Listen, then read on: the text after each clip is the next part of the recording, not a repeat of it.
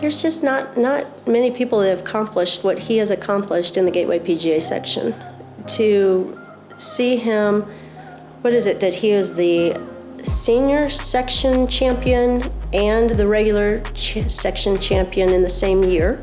To see him play on the tour, to see him be a club maker, to see him give back to the community, to volunteer his time with the Columbia Golf Foundation, to volunteer his time to teach golf to others, to share his love of the game. It just, to me, golf is who he is. Golf is who he was. He was originally born in St. Louis, but they came back to Columbia immediately. And his father had built a little California bungalow-style house right off the green of Columbia Country Club. There, he was 50 feet from the golf course, and his mother was actually the golfer of the family, and quite good from what I've been told. And she taught him how to play the game. Scott was more seen rather than heard, so he had a lot of free time. And once he picked up golf, he pretty much lived at the golf course.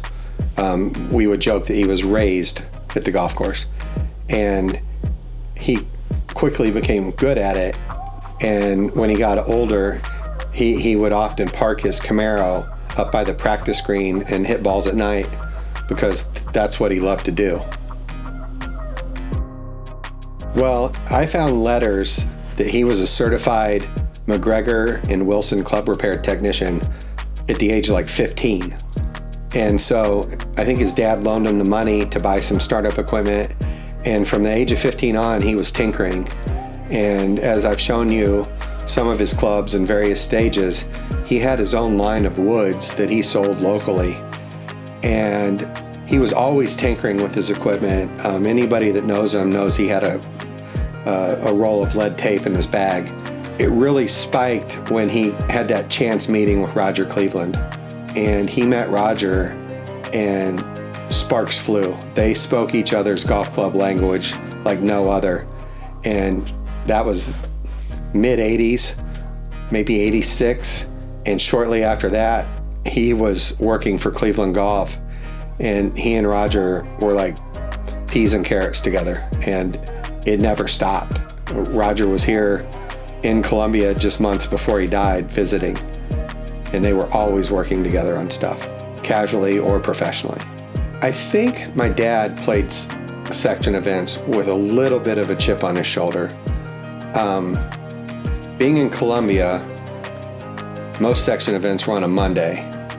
He didn't like to spend the money on a hotel, so he would drive up Monday, which usually meant leaving around 4:30. So he would do his pre-match of McDonald's at Wentzville, arrive at the event, warm up, play, come home. And over the course of decades, it kind of bothered him that if they had a section event outside of St. Louis or wanted to have one in Columbia, he perceived it as some of those guys whining that they had to travel. And he would be like, guys, I have to travel every week to play in these events. And you guys won't even come down here once. And so in not an angry way, he kind of took that as a slight. And so when he would play in some section events, he would amp himself up a little bit more for it because he would think about, they won't come down here and play, so I'm going to go up there and win. Well, it was interesting. Scott Bess has been worthy of being in the Hall of Fame for years. I know his family really wished that he would have been nominated before he passed. And he was just always been so deserving between being a player, being a mentor, being a club fitter, being on tour, being in the Gateway PGA Section. Was it all his life? Like, unbelievable. I'm like, what a better place to be. He's in the Missouri Hall of Fame. He's in the Columbia Golf Hall of Fame. So I just knew that he had the credentials. So to be honest, I had to look up a bunch of stuff, so I Googled him and said, holy cow, he did all of this. Of course he's should be in the Hall of Fame. And definitely well-deserved.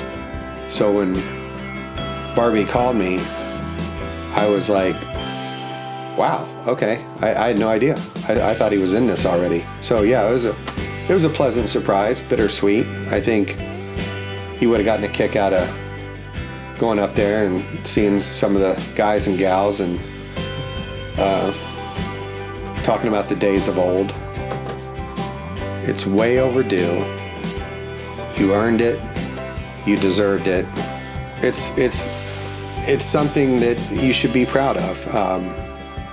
All you've given to the sport, all you've given to people that play the sport, and what you've passed on to your children and grandchildren has benefited us in more ways than you'll ever know. Congratulations. We miss you. But you're here every day. And Mary and myself and everybody else know that. And I just hope you're with your mom and dad out on the course.